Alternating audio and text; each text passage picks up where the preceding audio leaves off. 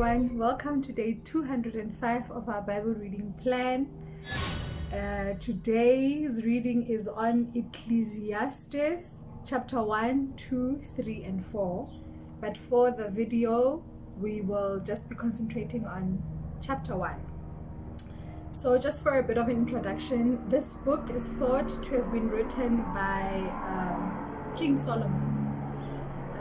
It is the last of the three wisdom books in the Bible, the first and second being the book of Job, and secondly being the book of Proverbs. So now we are entering the last of these wisdom books.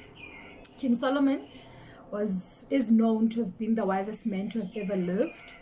We know this because we know that God gave him this wisdom that he had asked for. So this book speaks about his reflections in general. We are told that he was nearing the end of his life, and he was just doing some sort of looking back at his life and reflecting on his experiences and what he interpreted life as. So this book is very, if you really think about the contents of this book, it is actually very heartbreaking, but it sends one into a journey of really thinking about what is important. It makes you consider the efforts, where you put your effort and why you put the kind of effort that you put in anything that you do. So as we know that King Solomon he was well known. He had human wisdom, what we would call intelligence in our day now. He also was a very powerful man. He was a very honorable man as well. He had riches. He was very rich because of all the wisdom. I mean, he was honored by nations that were far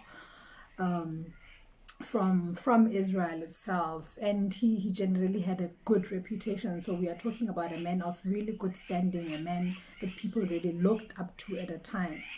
So he speaks about how worthless and pointless human efforts really are, and he even likens it to chasing wind and smoke.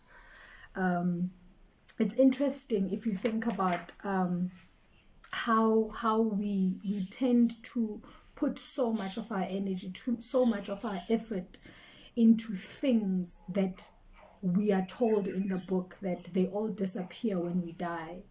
We are even unable to even give them to the next generation. It says as the years go by, they are even forgotten by generations ahead of us, and it seems like they're in endeavoring on new things, but they actually things that have been done before, only because we forget. Things get forgotten about what people who existed prior to us did. So it always seems like it's new things, but generally it is the same. The book speaks about how everything is the same under the sun. Nothing is ever new. So he says here that everything that we do does not give us any advantage, because we all end up in death. So there is nothing that you will do that will give you a better advantage than other people who don't actually do anything. It speaks about a person who just sits back and does nothing, who ends up in death. And there's others who actually work so hard trying to find riches, trying to find meaning in life, and whatever else that they pursue. But we are told that in the end, it all leads to nothingness, meaningless. What is very important about the book is that it tries to remind us at all times that anything that is done outside of the guidance of God is fruitless,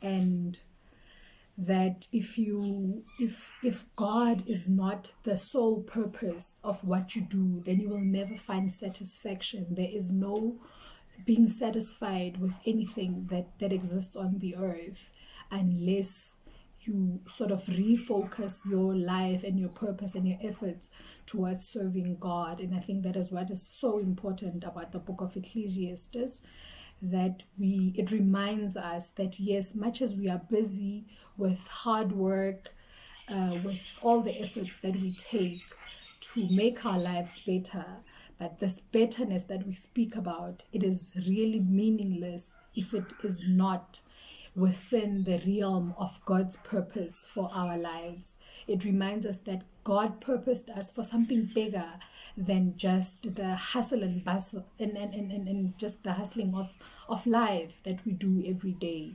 So I think that is what the book then, so it then it cuts the different topics that it speaks about: the worthlessness of wisdom, the worthlessness of hard work, the worthlessness of pleasure.